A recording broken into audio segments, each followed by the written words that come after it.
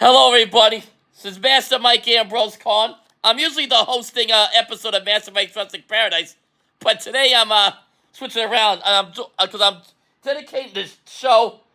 This is going to be a series for the next couple weeks of the Who Killed WCW show, which is on Vice. It's my first episode of a recap show I'm doing, so let's go. I thought the first show was pretty good. Really good. It went over the stuff, how WCW formed from TBS, how Ted Turner loved wrestling, and nobody else at Ted Turner Broadcasting did. Eric Bischoff, got forayed. His first foray into wrestling was in the AWA because he lives in Minnesota. And as you know, Vern Gagne is big up there. He grew up in Minnesota. So Vern Gagne was like his guy. And he got a job into it because he was selling these Ninja Star Wars things, these little ninja things, with the guy by the name of Sonny Ono, who worked for WCW, was their liaison with New Japan Pro Wrestling. So anyway, they sell him, and they call Vern Gagne, because Vern, was on TV on ESPN, so they could broadcast national TV, and they did. The Ninja Stars, I don't think, sold well, but at least Bischoff got into the wrestling business, got a foot in the door, and worked in sales in AWA and was announced broadcaster. Announcer. He did okay. Then AWA, of course, folded. Bischoff goes to WCW, becomes a third-string announcer. And, he was all right there. I remember listening to him a few times. He wasn't great at it at first, but, he came along. And then, because they had already gone through bosses like Kip Fry and Jim Herd. Jim Herd before that. Kip Fry. I forget who else we had. Bill Watts, and that was kind of like the last guy that was there before Bischoff took over. They got rid of Bill, and they hired a executive guy, could run it like a product, try to run it well. So he became the executive producer at WCW. He started taking shows at MGM Studios in Orlando. It's like a cost because they were losing money at the house shows. Nobody was going to them. You got to get the product better. You got to start, save money and make it visually appeal. Get the lights on it because they were on a soundstage not Universal, sorry.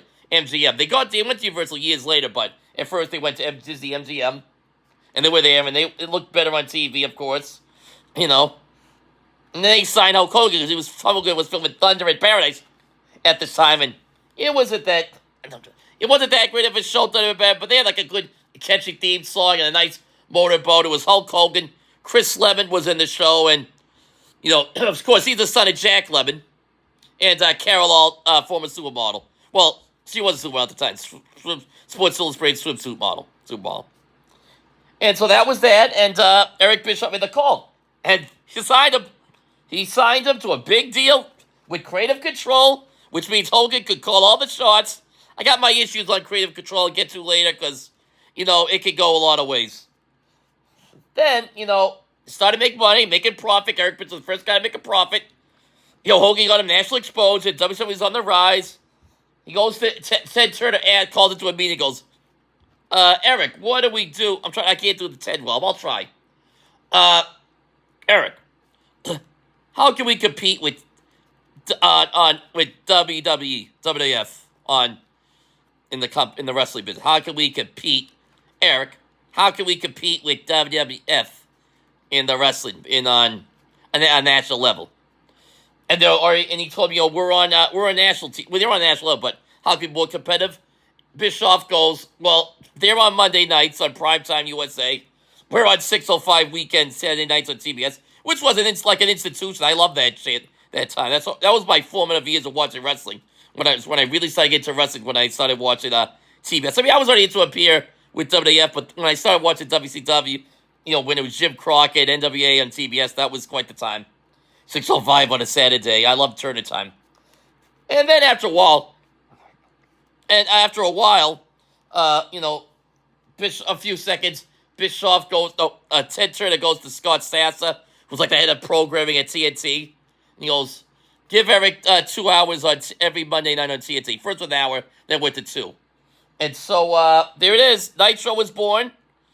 And Nitro, it started out competitive. They were winners for weeks. They were very competitive back and forth. They were all their own. This was before the NWO. They had a new product. You had good in-ring action and more reality stuff, better wrestling. The WWE was still around, and that was kind of cheesy. But, you had guys like Flair there, Sting. Arn Anderson was still there. You had Brian Pillman, Dean Malenko, Eddie Guerrero. They were coming on the scene. Then you also had Brian Pillman was there. He was starting the loose cannon thing during then, but you also he was gone. But he was gone to WWE by the time WCW was getting hot.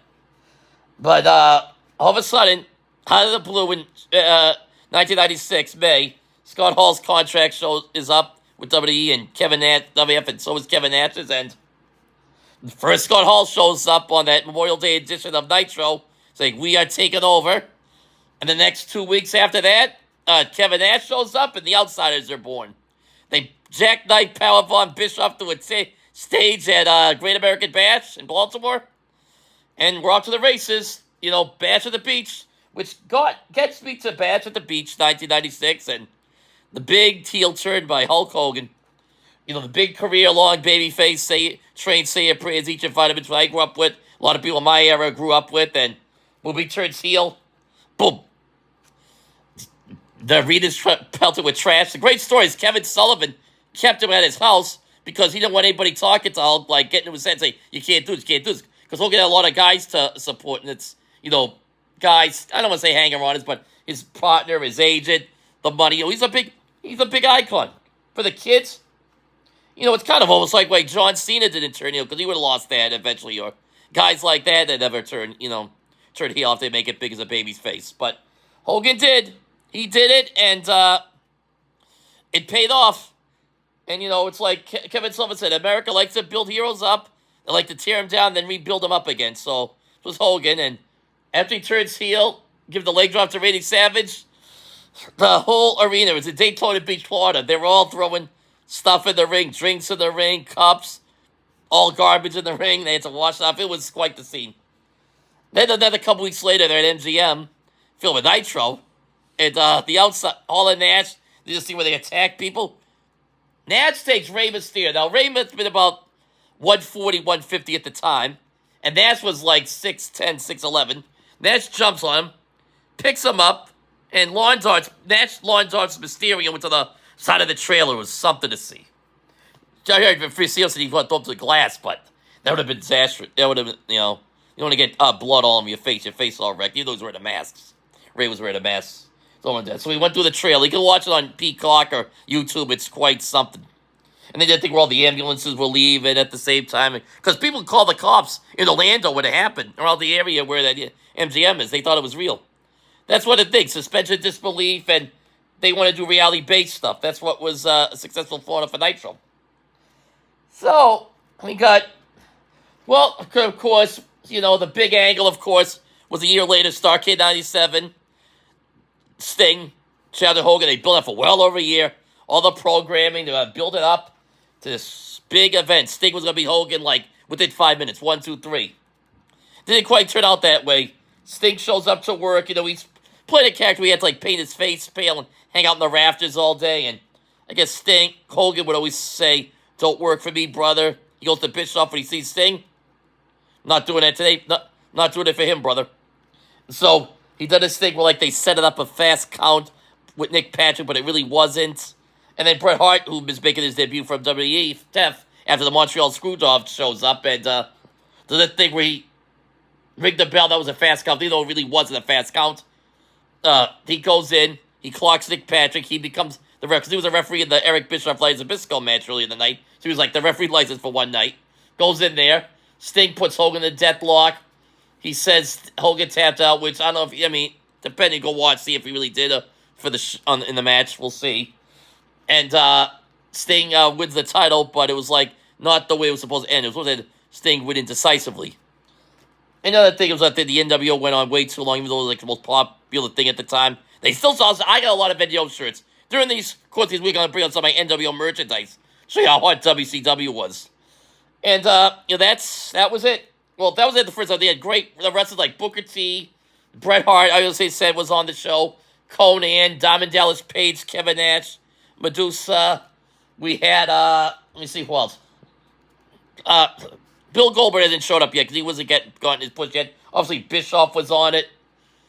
I think I mentioned everybody that was on it for the first night. That was about it.